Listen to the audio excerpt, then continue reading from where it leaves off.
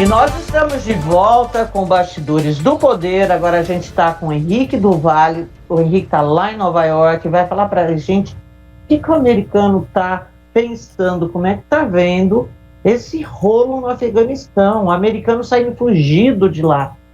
Eu já vi muita gente comparando com Saigon em 75. Pelo amor de Deus, o que está acontecendo, Henrique? Conta pra gente. Pois é, bom, primeiro de tudo, bom dia, grande prazer estar com vocês todos aqui nessa segunda-feira, começando essa semana, mas os americanos levantaram hoje, assim, extremamente preocupados, extremamente, como é que eu posso dizer, revoltados, porque principalmente as pessoas, das famílias dos americanos que durante esses últimos 20 anos, trilhões de dólares gastos, mantendo o exército americano no Afeganistão, procurando fazer com que o governo afegão e os militares afegãos pudessem tomar conta do país. Agora, você imagina, numa segunda-feira, ontem, inclusive, o Talibã acabou tomando o Palácio Central Presidencial em Cabul, que é a capital do Afeganistão. O presidente já se mandou, ou seja, as forças do Talibã, que no caso é um grupo terrorista, que também tinha muita ligação com a Al-Qaeda, que foi responsável pelos ataques terroristas em setembro, né, em 2001.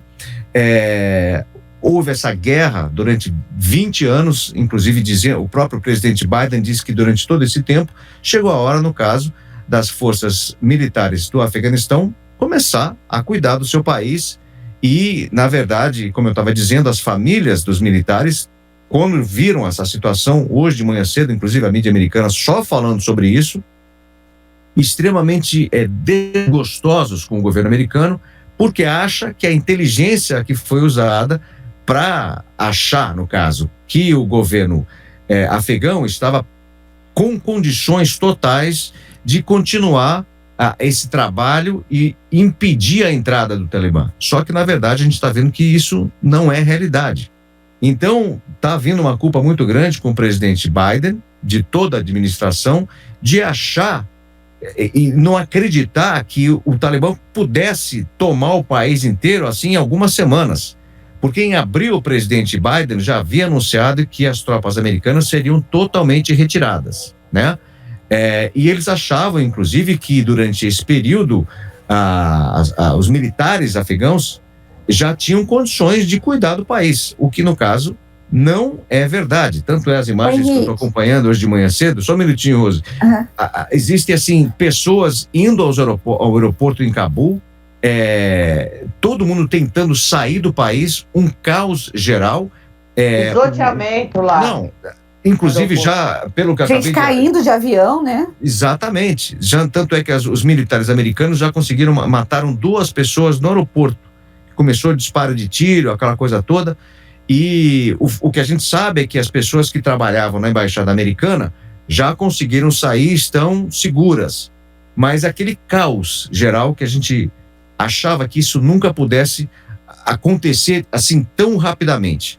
O presidente Biden disse que talvez o Talibã voltasse, mas não nessa velocidade que a gente está acompanhando agora nessa segunda-feira. Ô, Henrique, o que eu tenho, assim, a impressão não, o que está comprovado é que o Talibã ele não foi sufocado e que ele estava mais vivo do que a gente imaginou.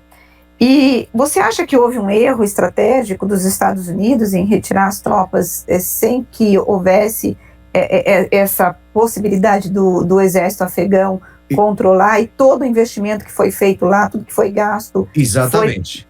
Exatamente. É justamente esse tópico que está sendo falado hoje de manhã aqui nas principais emissoras de televisão, né? Até os funcionários do presidente, eles admitiram um erro de cálculo, né?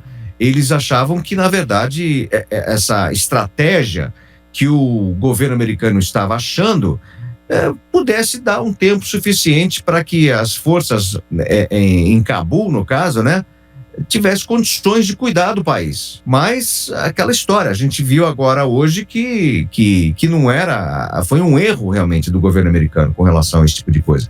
Mas aquela história, né? Existe uma política, sendo que alguns acreditam que os Estados Unidos não deveria ter saído do país. Outros falaram, peraí, a gente está pagando um absurdo, trilhões e trilhões de dólares investindo nessa história toda de deixar os militares naquele país, sem contar que houveram mortes e mortes e mortes de soldados americanos, e até quando isso ia permanecer? Essa que é a questão.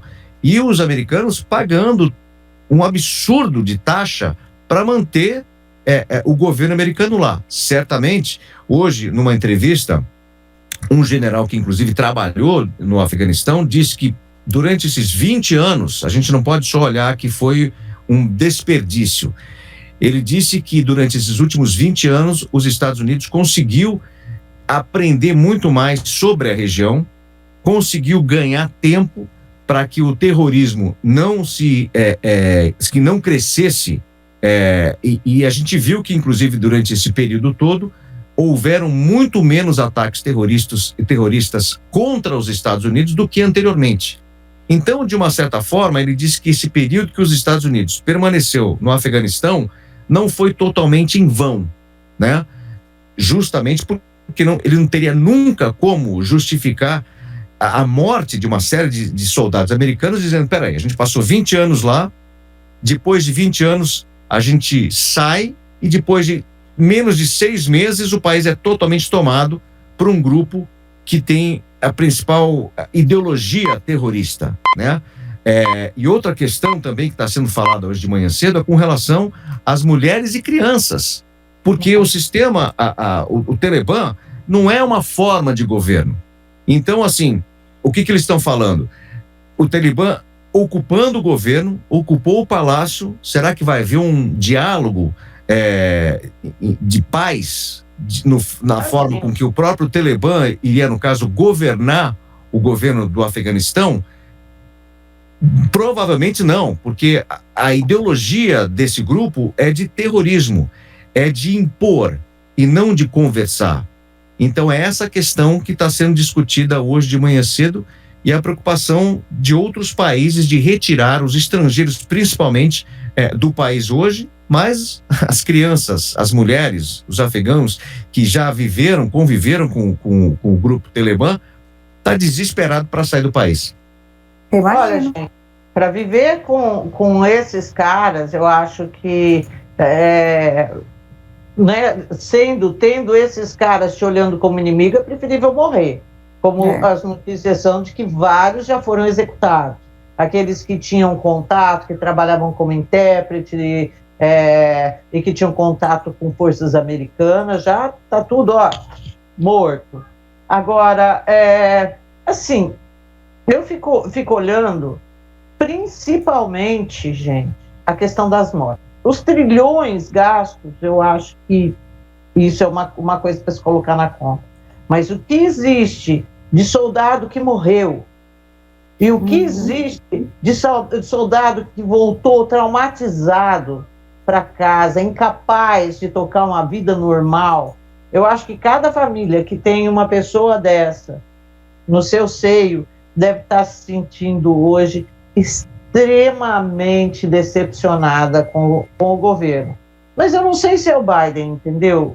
O responsável por isso. Porque eu acho que quando o Bush invadiu lá com o propósito de tomar o país, eu acho que ele já tinha experiência do Vietnã. Não dá certo, não é assim. Não me pergunta como é, não sei. Também não sou paga para saber. Mas sabe, isso daí era um negócio, você ocupa para o resto da vida, ou você saiba que você vai entrar e vai ser derrotado. Agora, saia de lá com a menor perda possível, o que não foi o caso. Foi extremamente humilhante hoje. Você vê as fotografias de jornal, o pessoal correndo, americano correndo, foi. E assim, eu acho que tem essa história de se dizer, olha, nesse período, nesses 20 anos, a gente conteve o terrorismo, né, e tudo mais. Mas o que vem daqui para depois?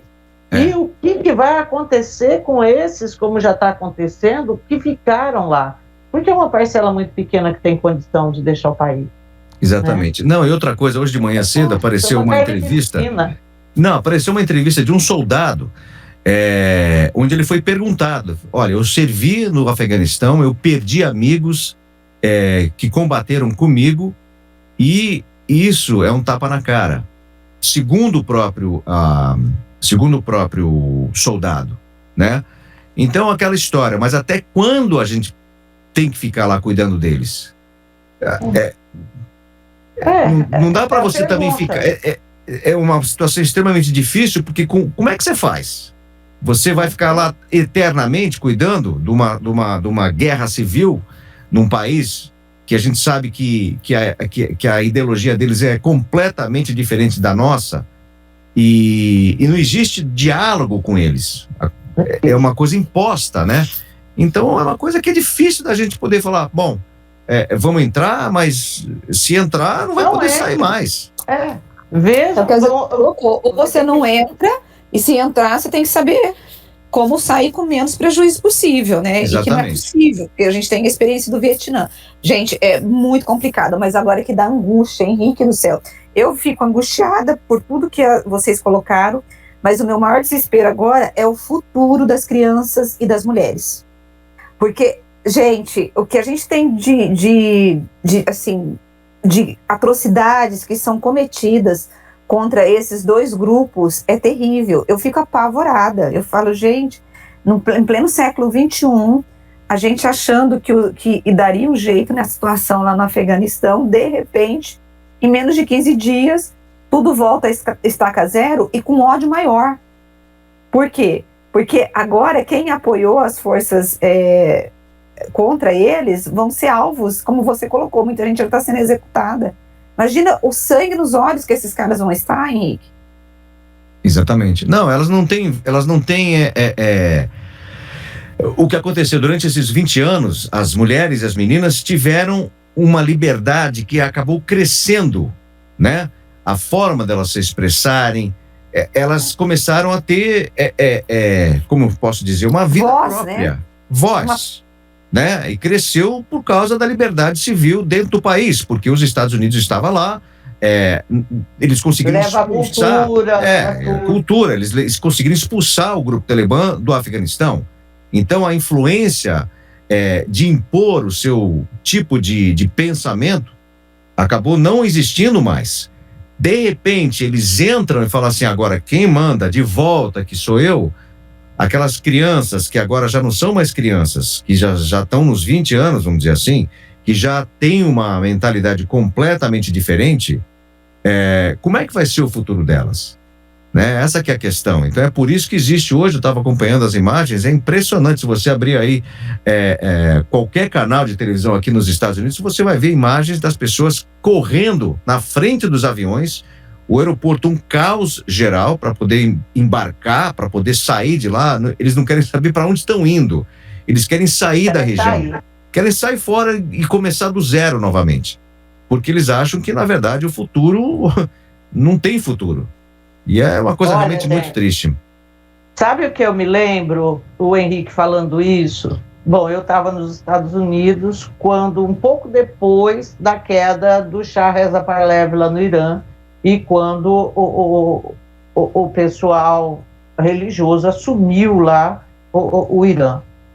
E, gente, eu tinha muito amigos iranianos, muito. E o desespero dessas figuras, porque esses que estavam lá e que eram meus amigos, eles tinham conseguido sair, entendeu?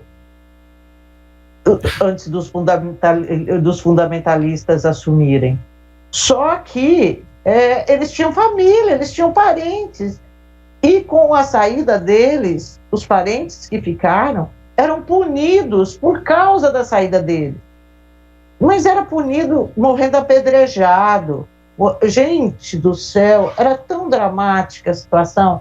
Então isso me faz pensar hoje, né, me lembro desses meus amigos, assim, na dor que deve estar lá nesse Afeganistão, gente. A dor deve ser imensa, até para quem consegue sair e que vai ter uma perspectiva melhor de vida, de pensar naqueles que ficaram. E eu acho o seguinte, a gente é bom sempre agradecer, né, onde a gente está, porque a gente tem essa liberdade de expressão, a gente tem a gente pode expressar o que a gente acha, o que a gente pensa, sem ter medo de repente ser levado e não saber para onde a gente está indo, né? Então eu vejo e aprecio cada vez mais quando vejo essas notícias de estar aqui com a minha família, vocês também, e a gente agradecer da gente viver num país, numa região que apesar dos problemas que a gente tem, pelo menos a gente tem essa liberdade de expressão, né? A gente pode falar o que a gente pensa. Imagina hoje a situação do que está acontecendo nesse país. Imagina o estresse que deve ser uma coisa assim fora, não dá pra gente, eu acho que não dá pra gente ter uma ideia real do que é. Eu sinceramente acho que não dá. Saber que você vai morrer, que você vai ser executado, que parte da sua família vai desaparecer, isso daí você sabe, você não sabe quando e de que forma. Olha só, eu tô aqui vendo um vídeo, né, que viralizou no final de semana, de uma jovem afegã, que ela gravou um vídeo falando sobre a perspectiva de futuro dela, né? E ela diz assim, abre aspas, nós não contamos porque nascemos no Afeganistão. Não posso ajudar chorando, preciso enxugar as minhas lágrimas para gravar esse vídeo. Ninguém liga para nós vamos morrer lentamente na história. Isso não é engraçado? Olha que coisa triste, gente. O desespero.